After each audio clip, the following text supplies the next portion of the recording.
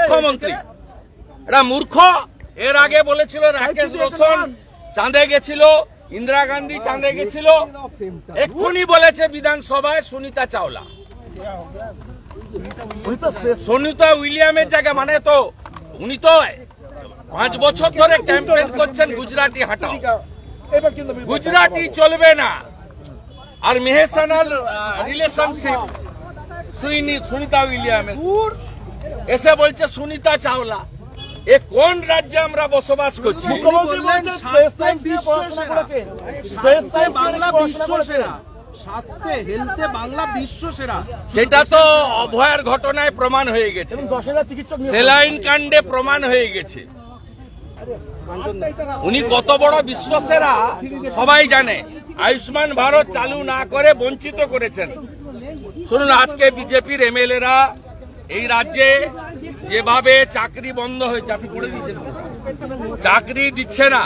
ও গতকালও সুপ্রিম কোর্টে আরো পুরনো ওবিসি লিস্ট বাতিল করে দিয়েছে, করে নতুন সার্ভে করবে বলেছে, এবং পশ্চিমবাংলার 2 কোটি বেকার শেষ করেছে। Public service commission, school service commission সমস্ত বন্ধ।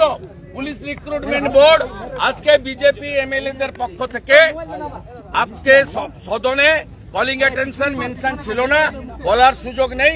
আমরা অ্যাডজর্নমেন্ট মোশনের মাধ্যম দিয়ে অবিলম্বে public service commission, school service commission, police recruitment board, staff recruitment board, primary recruitment board, আমাদের ফরেস্ট রিক্রুটমেন্ট বোর্ড যা যা আছে, municipal service commission, cooperative service commission, আমরা শূন্য পদের তালিকা প্রকাশ করে নিয়োগের জটিলতা কাটাক। এই রাজ্য সরকার আর কয়েক মাস আছেন।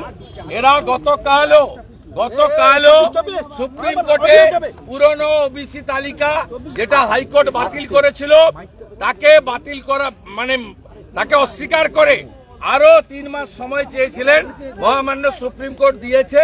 অর্থাৎ এই সরকারের আমলে আর একটি নিয়োগও হবে না।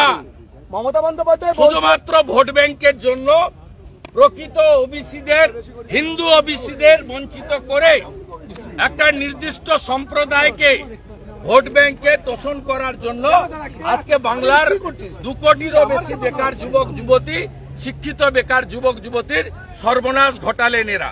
বলছি শুভেন্দু বাবু, আপনার মুখ্যমন্ত্রী